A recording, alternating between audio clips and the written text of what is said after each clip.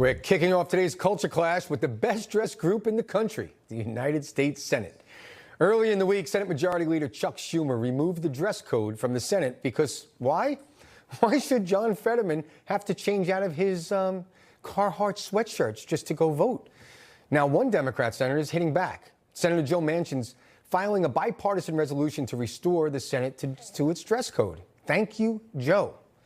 Joining me now to discuss, Turning Point USA ambassador and host of the dreaded Patriots radio show, Lou Oradell, along with political activist and Project 21 volunteer, Whitley Yates. Thank you to both of you. Appreciate you coming on. All right. Thanks, brother. We're going to jump right in here. Start off with you, Lou. What the heck is going on in the United States Senate? People coming in hoodies and shorts. I was in the House, not the Senate, but there was a dress code out of respect for the House itself, for the institution, and for the people you represent. Am I wrong? Yeah, see, the tragedy here is that we're even talking about this. We got issues like fentanyl coming across our borders in records amounts, surging crime rates, migrants invading our country. We have high interest rates, children being trafficked, children being groomed in schools. The list goes on and on. But we have to deal with whether John Fetterman is going to be able to wear hoodies and what looks like county jail issued clothing. And that's fine if he's going to go work out at a gym, but this is the U.S. Senate. And no other country in the world that has the equivalent of a U.S. Senate allows this kind of hot garbage into their room. It's a great point. Nowhere. And no other and this country, is a reflection on the nation. And no other country, as far as I know, has an open border either. But Whitley, let me ask you this. This is a kid's show, Paw Patrol. You've probably heard of it. I've actually seen it. It's an animated show, and it's under fire for introducing a non-binary character to their spin-off show, a non-binary dog, I guess. It just seems to be pervading everything. This is supposed to be a show for, like, very little children.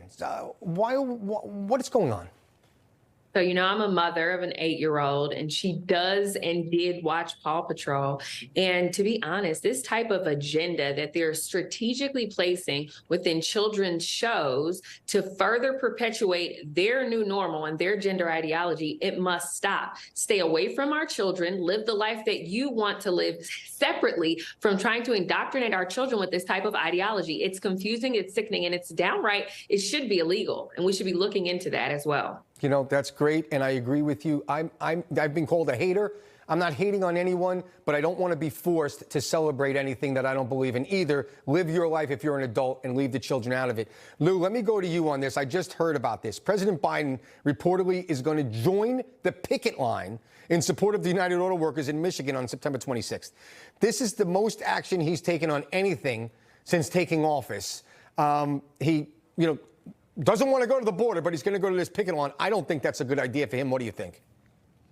Yeah, you say he didn't go to the border. I'm not sure he talked about the people, the soldiers that died in Afghanistan. He didn't call them up. He hasn't done a lot of things. He steps up. He's first in line for this because why? Supporting these workers and supporting what's going on there could very well send a lot of these companies overseas and lose more jobs. And that's kind of the whole platform. Lose jobs, lose money, and sink our country. So it fits right in with his plan and his whole administration.